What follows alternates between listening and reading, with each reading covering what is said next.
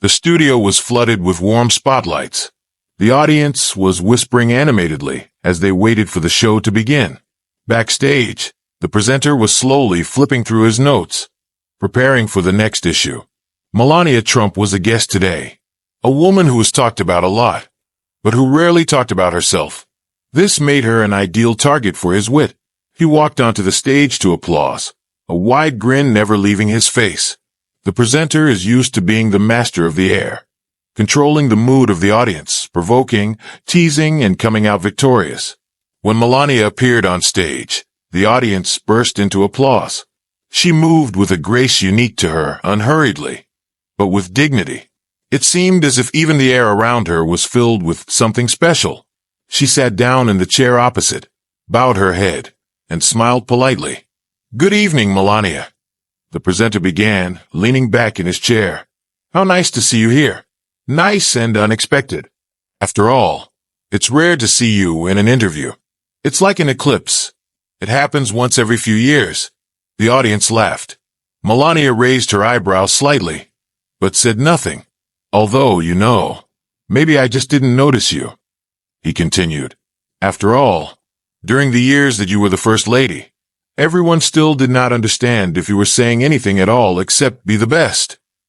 The audience burst into laughter again. Melania remained calm. Her face did not flinch. Only her gaze became a little more intense. The presenter felt the excitement. He knew that the audience was waiting for the continuation. "To be honest, I've been trying to imagine how your family dinners are going," he said, smiling. "Donald is talking, and you just nod because you have nothing to say." The laughter was louder than before. Melania bowed her head slightly. "Do you like it when people talk?" "What is it?" she suddenly asked softly. The presenter was surprised. "Of course. That's the whole point of my show. Conversations, emotions, jokes. It would be boring without it." She smiled a little. "Are you sure that the main thing in a conversation is words?" He froze. Melania looked at him with unexpected warmth, but there was indomitable strength in her eyes. "Sometimes silence speaks louder than the loudest words," she said softly, but with confidence. The hall quieted down. She did not raise her voice, did not try to imitate his manner of communication, did not respond to him with witticisms. She was just herself. The presenter suddenly felt his throat go dry. He's used to his interlocutors either trying to snap back or getting lost under his onslaught. But it was different here.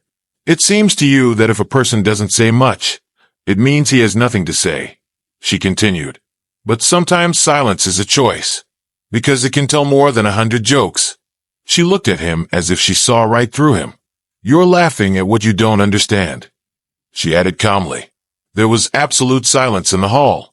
The presenter felt his confidence crack.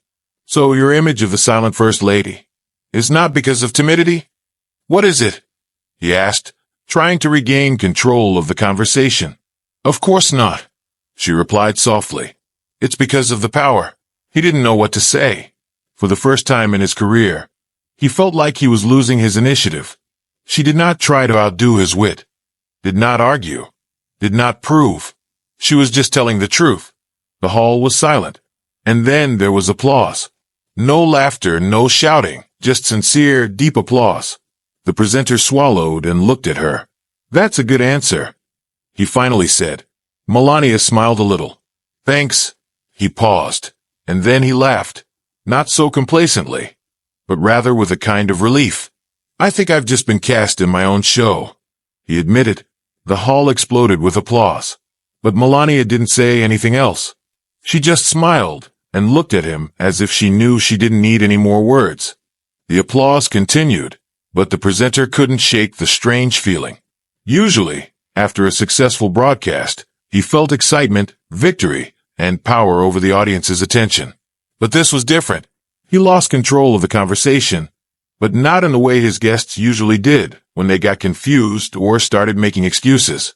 No, Melania did not defend herself, did not attack, did not try to argue. She was just herself, calm, confident, unwavering. And this made his defeat felt even more acute.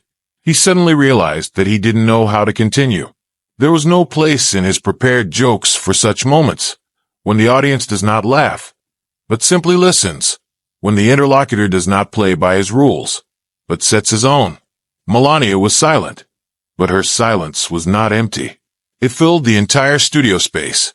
I have to admit, the host finally said, trying to return the lightness to his voice, that I'm usually a master at conducting a conversation, but today, it seems that I was beaten in my own genre. The audience applauded again. Melania just smiled softly. You don't have to be in charge of the conversation to make it interesting, she said calmly. He felt the phrase settling deep inside him. So sometimes the presenter should shut up. What is it? He asked with a wry smile. Sometimes, yes. She nodded. Because when someone is constantly talking, he stops hearing. She looked at him a little more intently, as if studying him.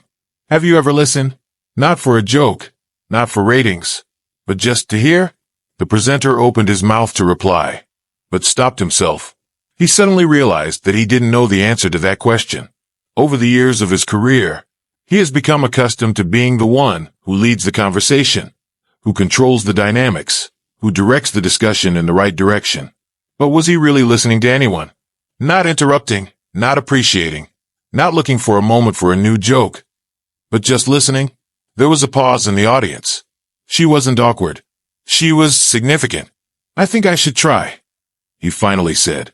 The audience applauded again, but the host was no longer thinking about the audience's reaction. This conversation was not what he expected.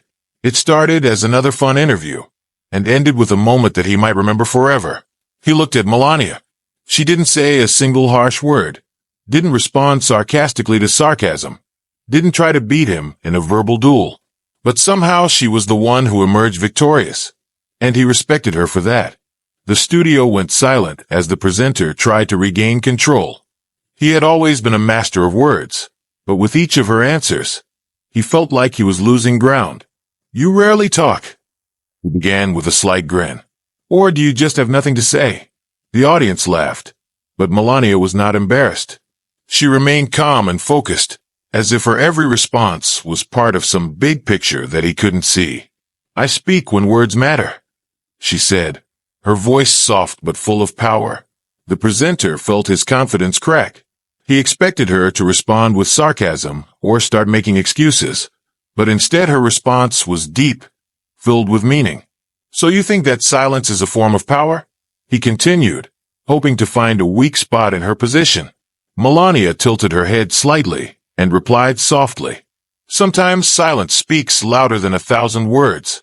This is not a weakness, but a choice. Her words hung in the air, and the presenter realized that he was not just having a conversation, but experiencing it. He suddenly realized that his usual role as a wordsmith had not worked here. At that moment, he became the listener, and she became the one who held the key to true power.